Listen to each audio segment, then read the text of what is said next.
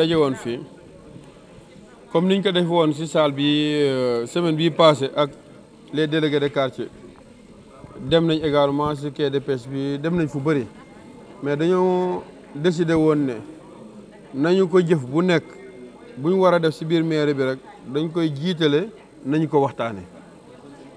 ku nekk xam na ne secteur du commerce bi dafa am rôle bu am solo bu muy jouer ci dëkk bi sur le plan économique déjà rôle bi muy jouer mais ku nekk ci ñun bu gëstoo xool boppam li mu sol kaw ba suuf ak li muy consommer lépp ci marché bi lay jógee kon marché bi jar na bàyyi xel ña fa nekk di fa évoluer tamit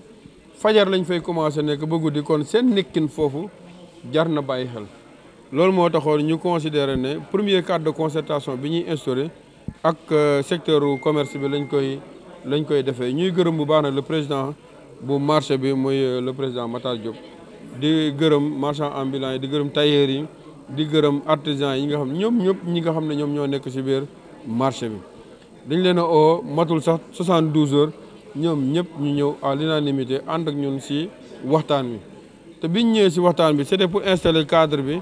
peut-être lancer rek cadre bi li nga xam ne moo ko tax a jóg mais profité nañ ci pour ñoom ñu wax ñu ay solutions yu bëri ci ay problèmes yu am ci biir marché bi yoo xam ne ñëpp xam nañ ko mbuurwaay xam nañ ko ñoom ñu fiy liggéey xam nañ ko ñi fréquenter marché bi tamit pour fi di fi jënd ci wala di fi jaay ci wala di fi transporter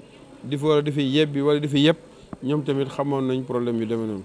waaye li ci ëpp solo mooy sécurité bi suivre nañ fan yi passé li xew salle de vente à Dakar ñaanuñu yàlla mu xew feneen ci àdduna bi waaye surtout nag suñu dëkk bi nga xam ne mooy Mbour kon war nañ jël les devants mooy fexe ba bouche d'incendie ñu xool ñaata moo fi am ñu xool naka lañ koy yokkee ñu yokk ko fexe ba également mu am tuuti ay rues yu ñu dégagé yoo xam ne bu sapeur pompier waree dugg ci biir marché bi moom benn circuit boo xam ne dina fa mën a jaar pour mën a régler problème yi beneen bi mooy cet gi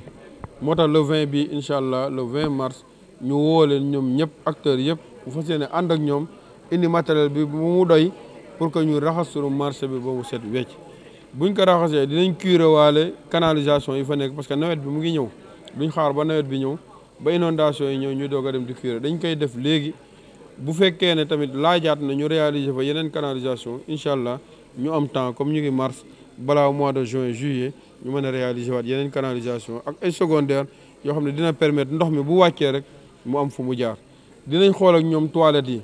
foo xam ne da nga fay nekk fajar ba guddi maanaam toilettes yi war na mel nu mu war a mel donc yooyu yëpp bëgg nañ ci xool ak ñoom si le 20 bi bu ko defee ñu ànd ak ñoom liggéey marché bi ba mu mel ni mu war a mel wax nañu problème marché secondaire ak marché de quartier yi foofu tamit dinañ fa dem lépp luñ fa war a def pour que marché yooyu jouer son rôle dinañ ko def incha allah mu gën a baax parce que loolu bu baaxee rek Mbour ëpp la Mbour mooy chef-lieu de département bi ñun dañoo bokk ci sunu conviction que ne ku bugg lu baax ci département bi da ngaa bugg war a ñëw Mbour loolu nag bu ñu ko buggee dañuy ànd ak commerçant yi ñu defar marché central bi defar marché secondaire yi xool nu ñu leen spécialisé ku bugg a jën ak yàpp ak yeneen nga am fooy dem ku bugg a fruits et légumes nga am fooy dem ku bugg yeneen i maanaam fu nekk rek ñu xam ne ku ko bugg da ngay am exactement fi nga war a dem marché yooyu yëpp tamit ci sunuy tali yi ñuy tabax fu ñu dem bu ko marché jigee dinañ fexe ba mu am benn bretelle bu jàdd ci marché bi loolu dina faciliter circulation bi ak fréquentation marché bi bëri na daal yoo question yoo xam ne waxtaan nañ ko ak ñoom te lu ci bëri nag li ma ci neex mooy solution yu bëri ci ñoom la génnee ak engagement ñoom bi ñu am pour accompagner ñu pour que ñun ñëpp ñu ànd yëkkateendoo tegandoo ba suñu marché yi ak secteur commerce bi jouer sur le plan économique rôle bi nga xam ne moom la war a jouer pour que Mbour fañ ko bu ko yóbbu ñu ànd fa ñun tamit tàllal nañ leen suñu loxo ubbi leen suñuy bureau incha allah lépp loolu am xalaat pour que liggéey bi mën a jëm kanam ñu ngi leen di xaar bu ñu ñëwee dañ ci àndandoo ñu yëkkateendoo ñu tegandoo beneen bi mooy cadre bi chaque 3 mois dina daje saa bu ñu dajee dinañ évaluer fan la ñu toll ci liggéey bi buñ amul lu ñu wax sax au moins ñu nuyonte saafonte ñaanalante après ñu dem ci diggante bi buñ leen soxlaay wala ñoom ñu soxla ñu buñ ñu bindee wala ñun ñu bind leen dinañ mën a dajawaat tamit ñu waxtaan parce que comme ni ma leen ko waxee ñun daal suñu gestion dañ koo teg ci ne nañ ko def bu nekk dañ ko war a jiitale nañ ko waxtaane surtout nag boo amee acteurs yoo xam ne ay acteurs yu ouvert lañ ay acteurs yu disponible lañ ay acteurs yoo xam ne lu baax li nga bëgg ñoom ñoo la ko gën a bëgg loolu boo ko amee da nga ciy sant yàlla nga profité aussi ñu ànd ak ñoom joxante loxo ñu defar suñu dëkk bi parce que suñu dëkk bi laal ñu ko defal 5 ans mooy mandat bi waaye dañ ne woon waa Mbour 3 ans buñ ko defee ñoom dinañ gis Mbour am beneen xar kanam si loolu nag moo tax ñun ñëpp ñu jël charge bi yenu ko ñun ñëpp charge boobu biñ ñëwee fekk commerçant yi yenul ñu ko am nañ ci mbégte loolu secteur yëpp dinañ dem pour jéem leen jali charge boobu ba ñoom tamit ñu yenul ñu ko mooy bëgg nañ secteur boo dem dans 3 ans boo demee boo xoolee situation de référence bi ak ba nga fay fekk mu doon ay changement yu rafet yu baax yoo xam ne population bi dañ ko yëgal seen bopp. maa ngi lim léegi ne changement bi si njëkk mooy sunu club yi ak nawetaan amul woon at yi yëpp sunu club yi ñu ngi doon recevoir si biti rey na leen daaneel na leen Stade de Mbour loolu moo ko wàcc. Mbour Petite Côte mu ngi actuellement si relégable yi parce que xaalis bi ñuy fay pour louer ay terrain d'entraînement dafa bëri xaalis bi ñuy fay pour di transporter seen supporters di leen yóbbu Kaolack di leen yóbbu Thiès di leen yóbbu Jàmbaar ak feneen dafa bëri xaalis bi ñuy fay pour louer ay terrain d'entraînement dafa bëri donc loolu yëpp pour soulager leen moo tax biñ ñëwee rek dañoo song question boobu boo demee stade Caroline Faye di nga fekk ouvrier yuy liggéey guddi ak bëccëg loolu yëpp c'est pour que dans quelques semaines club yi mën a dellu si waat Mbour di recevoir seen match yi fii si Mbour retrouver waat seen i supporters revoir seen public bu ko defee seen koom-koom également mën a améliorer wu. bi si topp mooy nawetaan on a 80 ASC 80 ASC yooyu toog boobu ba tey mënuñu see nawetaan loolu métti na ma métti na ñëpp bëgg nañ nawetaan yi di ñëw incha allah nawetaan dellu si waat fii biir Mbour. ndox dugal nañ 12 kilomètres am na yeneen 13 kilomètres yoo xam ne mu ngi si yoon bi di ñëw. may nañ ñu 1600 branchements sociaux bi ñu dajeeg délégué de quartier yi fii wax na leen ku nekk sa quartier na nga def recensement bi ñu centraliser bi yóbbu ko Sen'Eau pour que rapidement ñi amul woon ndox mën a am ndox loolu tamit lu ñu si mën a yokkaat bu matul dinañ ko si yokkaat si éclairage bi tamit am nañ ci opération bu ñuy préparer boo xam ne quartier yi dinañ dem xool fu si am poto bu dee ampoule moo manqué ñu dolli ampoule bu dee raccordement bi dafa am problème ñu réparer ko bu dee amul woon ampoule du tout ñu fexe wala amul woon lampe ñu fexe ba installer fa lampe bu ko defee dëkk bi gën a leer.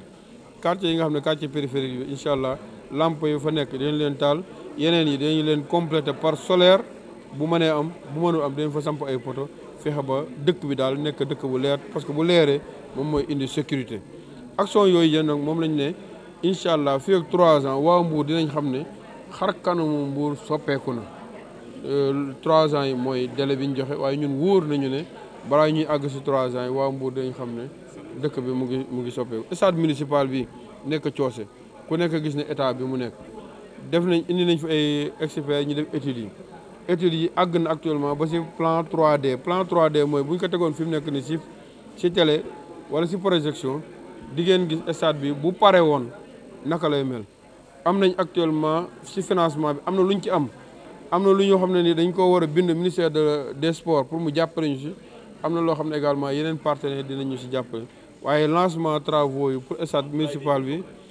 municipal bi bëggoon nañu lancer travaux yi le plus rapidement possible pour que ñu commencer liggéey bi keneen ku ñu am loo ñu ciy jàppale fekk ci ñu nga fekk ci ñu bu ko defee dans quelques mois wala quelques années stade municipal bi mel niñ ko buggee. projet yi ñuy def nag bu si nekk day doon ay projets yu ambitieux mais modulable mooy bu suñu bët dañ koy yaatal bu baax ci projet yi ñuy teg waaye da doon projet yoo xam ne mën nañ commencer fii bu subaa bu ñu amaatee ñu dolli ba keroog muy àgg ci fi nga xam ne fa la suñu yéene nekkoon pour waa Mbour. donc incha allah stade municipal bi dans quelques mois incha allah dinañ lancer travaux yi. pour que Mbour mën a am ñaari stade yu fonctionnel bu ko defee stade Caroline Faye bi coono bi mu daan daj ak charge bi mu daan daj mu mën a wàññeeku te loolu yëpp waa Mbour dinañ ko soxla incha allah. waaw yeesal bi loolu daf di lu war biñ ñëwee acteur marché bi nee nañ dañ ñoo bëggoon a demander audience pour ñaan ñu accompagner leen si yeesal marché bi fekk ñun tamit amoon nañu mbébét boobu pour ñëw waxtaan ak ñoom. pour que le 20 ñun ñëpp ñu ànd boole suñuy doole pour raxas suñu marché bi ba mu set wecc duñ ñëw si yëkkati mbalit mi rek yóbbu bëgg nañ canalisation yi fa nekk ñu profité waale ci curé ko mooy dindi mbalit ba fa nekk yëpp ba nawet bi du ñu bett. canalisation yi tamit dañ ko xoolaale bu fekkee doy na baax na même bu fekkee ne war nañ ci dolli yeneen i ligne incha allah dinañ ànd ak ñoom ñu déterminer fan la ligne yooyu war a jaar ñu def ay yeneen canalisation primaire bu laajee ay secondaire mooy yoo xam ne ñooy jëlee ndox mi fële à 20 mètres à 30 mètres wala à 50 mètres indi ko ci canal bu principal bi pour mu dem ci géej gi loolu tamit dañ xool ak ñoom ñu def ko ay bouches d'incendie ku nekk gis na li xewoon ci salle de vente bi affaire sécurité loolu tamit dañ ko xool ak ñoom ñu def ko loolu ñuy def ci marché central bi dañ ko def également ci yeneen i marché yi nekk ci quartier bi pour que mu set waaye loolu daal ñu ngi ci oo non seulement waa marché bi mais ñu ngi ci oo waa Mbour yëpp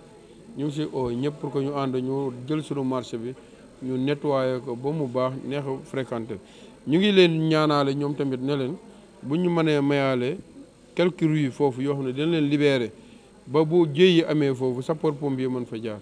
ba également ku soxla marché bi mu am benn plan de circulation boo xam ne dina permettre nit ñi mën a circuler ci biir marché bi pour mën a ñëw jënd wala mën a jaay wala pour mën a wàcc wala pour mën a yëpp def naa loolu ñoom lay gën a baax